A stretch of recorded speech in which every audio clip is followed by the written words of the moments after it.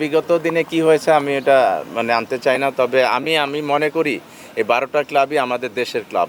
আম্পায়ারিংটা এমন একটা জিনিস যেটা আম্পায়ার বা বিচারক যে হয় সেটা কিন্তু আল্লাহর তরফ থেকে আসে, সে কিন্তু এখন বিচারক। তখন বেশি খুশি হবো যখন 11 নম্বর 12 নম্বর টিম 1 নম্বর টিমকে হারিয়ে দেবে।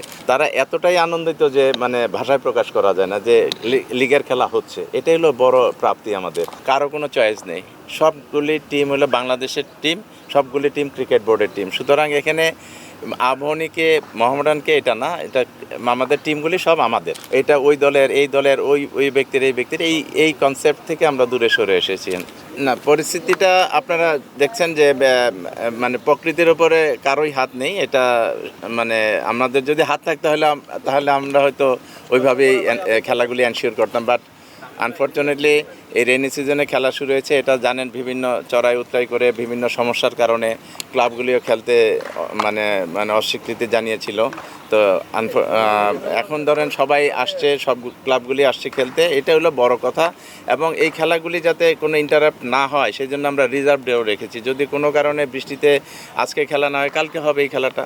সুতরাং খেলা হবে ইনশাল্লাহ, এটা আমরা আশা করছি। এবং আমাদের এই প্রিমিয়ার ডিভিশন ক্রিকেট লিগ নিয়ে কিন্তু মানে দেখেন, এই প্রিমিয়ার ডিভিশন ক্রিকেট আগে একটাই ছিল কিন্তু মানে ফার্স্ট ডিভিশন লিগ। তো এটা অনেক আগে থেকে এই যে বাংলাদেশের ক্রিকেটার আজকে এই অবস্থা, এই অবস্থার পিছনে কিন্তু এই ক্লাবগুলির ভূমিকা অনস্বীকার্য। তারা যেভাবে এক সময় বাংলাদেশের ক্রিকেটটা যেভাবে চলছে সেটা হলো একটি ক্লাবের খেলোয়াড়, তারাই অফিসিয়াল, তারাই ম্যানেজার, তারাই ইনভেস্টর, এরকম ছিল এক সময়।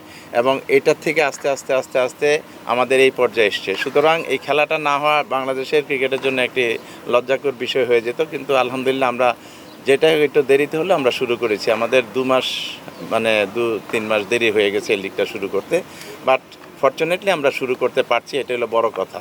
72 ঘন্টা ময়েশ্চার লক সমৃদ্ধ লিলি বডি ওয়াশ, শিয়া বাটারের গুডনেস স্কিন রিপেয়ার করে রাখে সফট ও গ্লোয়িং। এবং উদ্বোধনটা হলো 10টার পরে, সেটা 8:30টায় শুরু হওয়ার কথা, অন্য জায়গাতে খেলাও শুরু হয়ে গিয়েছে, এখানে আসলে দেরিটা হলো কেন? খেলাটা তো আসলে এই ম্যাচের উদ্বোধন, এটা তো পুরো টুর্নামেন্টের আসলে এটা একটু প্রবলেম হয়েছে, এখানে আউটফিল্ডে একটু ভিজা ছিল।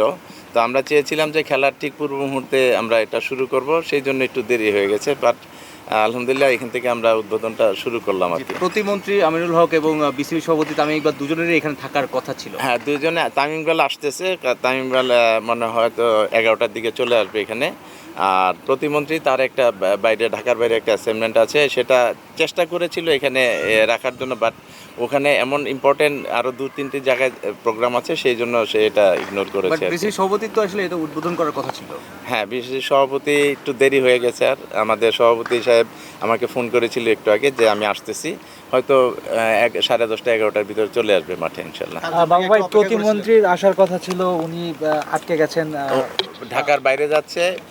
এটা এখানে প্রেসিডেন্টেরও দেরি হয়েছে, শুরুটাই একটু মিসম্যানেজমেন্ট হয়ে গেল কি না, এটা আমি বলবো না, কারণ জানেন বৃষ্টিতে বা আউটফিল্ড মানে একটু মানে খেলার উপযোগী ছিল দেখেই কিন্তু আজকে একটু ডিলে হয়েছে। মিসম্যানেজমেন্ট আমি বলবো না, আমরা কেউ থাকলেই হলো। কিন্তু এটা কালকেই কিন্তু রাতেই সিদ্ধান্ত হয়েছে যে সে আসতে পারবে না, এই কারণে যে ঢাকার বাইরে তার একটা অ্যাসাইনমেন্ট আছে। এটা সকালে অনেক ভোরে রওনা দিয়েছে, ঢাকার বাইরে চলে গেছে অলরেডি। প্রেসিডেন্টের জন্য তো অপেক্ষা করেছিলেন না, আসবে ইনশাল্লাহ, অসুবিধা নেই, মাঠে থাকবে ইনশাল্লাহ। ভাই, সকাল থেকে তো বৃষ্টি হয়নি বা একটু হালকা হালকা রোদও আসছে, এরপরও মাঠ এখনো প্রস্তুত হয়নি, মাঠের মান নিয়ে কি বলেন? না, এখানের যে ফ্যাসিলিটিজ, আর গত কয়েকদিন যাবৎ কিন্তু মানে বৃষ্টি হচ্ছে, আপনারা দেখেছেন। তো ইনশাল্লাহ খেলা হবে, এটা হয়তো সাময়িক প্রবলেম হচ্ছে, বাট খেলা হবে ইনশাল্লাহ। মাঠ কিন্তু সুন্দর, শুধু বোলিং রান আপটা যেখানে আছে, বলারের রান আপটার জায়গায় একটু প্রবলেম আছে, সেই জন্য আমরা কোনো রিস্ক নেইনি।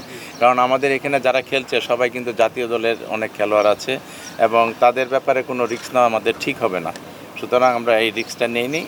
হয়তো মানে অনেক আগে আমরা দেখতাম যে এরকম এই অবস্থায় খেলাটা কোনো ব্যাপার ছিল না, কিন্তু আমরা খেলোয়াড়দের ব্যাপারে মানে অনেকে মানে রিস্কটা নেওয়ার আমরা সমীচীন মনে করছি না, বিধায় কিন্তু একটু ডিলে করছি। অবশ্যই চ্যালেঞ্জ, সেই চ্যালেঞ্জটা আমরা গ্রহণ করেছি। ইনশাল্লাহ বৃষ্টি না হলে প্রত্যেকটা জায়গায় সুষ্ঠু সুন্দরভাবে লিগের খেলা অনুষ্ঠিত হবে ইনশাল্লাহ। সব মাঠে আমরা পর্যাপ্ত ফ্যাসিলিটিস দিয়েছি, যা যা দরকার মাঠে সব কিছু এনশিওর করেছি। আগে তো আমরা শুনলাম যে কমিটির টিম কিংবা আম্পায়ারিং সহ নানান বিষয় নিয়ে পক্ষপাতিত্বের অভিযোগ ছিল, এবার কি আপনারা এটা মুক্ত থাকতে পারবেন?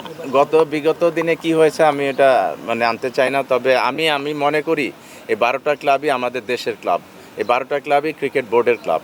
সুতরাং এখানে আমি তখন বেশি খুশি হব যখন 11 নম্বর 12 নম্বর টিম 1 নম্বর টিমকে হারিয়ে দেবে, তখন আমরা বলবো যে আমরা সাকসেসফুল। কারণ হলো আমরা মনে করি যে ওই ক্লাবগুলি যদি ভালো খেলে তাহলে বাংলাদেশের ক্রিকেটটা আরও এগিয়ে যাবে। কারণ champion team, runners up team বা টপ লেভেলের টিমগুলি যেভাবে টিম করে প্লেয়ারদের নিয়ে, ভালো ভালো খেলোয়াড়দের নিয়ে, ওই রকম কিন্তু ওই 8 নম্বর 10 নম্বর টিম করে না। সুতরাং তারা যদি ভালো করে আমরা সবচেয়ে বেশি খুশি হব। এবং এখানে আম্পায়ারিংয়ের ক্ষেত্রে আমি বলে দিই, আগে কি হয়েছে জানি না, তবে এখন কোনো ধরনের অভিযোগ আপনি পাবেন না, নিশ্চিন্ত, এটা আমি শতভাগ মানে গ্যারান্টি দিতে পারি। কারণ আম্পায়ারিংটা এমন একটা জিনিস যেটা আম্পায়ার বা বিচারক যে হয় সেটা কিন্তু আল্লাহর তরফ থেকে আসে, সে কিন্তু এখন বিচারক। সুতরাং সে জেনে শুনে কোনো মানে অবৈধ বা কোনো অনৈতিক সিদ্ধান্ত দিবে না, এটা আমাদের দৃঢ় বিশ্বাস। এবং সেইভাবেই কিন্তু মেসেজ দেওয়া আছে সব ক্লাবগুলি আমাদের। আমরা চাই ক্রিকেটের অগ্রগতি, ক্রিকেট যাতে আরও এগিয়ে যায়, সেটা এগিয়ে নেওয়ার ক্ষেত্রে কিন্তু এই যে মাঠে খেলাগুলি যাতে ফেয়ার হয়, সুন্দর হয়, আকর্ষণীয় হয়, সেটার ব্যবস্থা আমরা করবো ইনশাল্লাহ। প্লেয়াররা খুশি, কারণ ডিপিএল নিয়ে হচ্ছে প্লেয়াররা অনেক ধরনের কথা বলেছে, ন্যাশনাল টিমের প্লেয়াররা ওপেনলি কথা বলেছে, স্টেটাস দিয়েছে। এখন এই খুশির ব্যাপারটা আজকে আপনি অন গ্রাউন্ডে আসার পর কোনো কারোর সাথে কোনো কথা হয়েছে বা কোনো প্রতিক্রিয়া জানেন? এটা বেশ কিছুদিন যাবতই কথা হচ্ছে সবার সাথে। তারা এতটাই আনন্দিত যে মানে ভাষায় প্রকাশ করা যায় না যে লিগের খেলা হচ্ছে, এটাই হলো বড় প্রাপ্তি আমাদের। সুতরাং এটা শেষ করাটা, এটা আল্লাহর ইচ্ছা যে কত দ্রুত শেষ করতে পারি, কত সুন্দরভাবে শেষ করতে পারি ইনশাল্লাহ। প্রকৃতির উপরে কারো হাত নেই, তারপরে আমরা চেষ্টা করে যাব যাতে সুষ্ঠু ও সুন্দরভাবে লিগের খেলাগুলি শেষ হয়। বাবা, একটা ওপেন সেক্টর ছিল বাংলাদেশের ক্রিকেট অঙ্গনে, যে একটা সময় আবাহনী অনেক সুবিধা পেত, অভিযোগ ছিল বা কানাঘুষা ছিল। গত কয়েক বছরে কিছুটা হলো আম্পায়ারিংয়ের মান বেড়েছে। আগে কমিটির টিম ছিল আবাহনী, এখন কি কোনো কমিটির টিম আছে নাকি?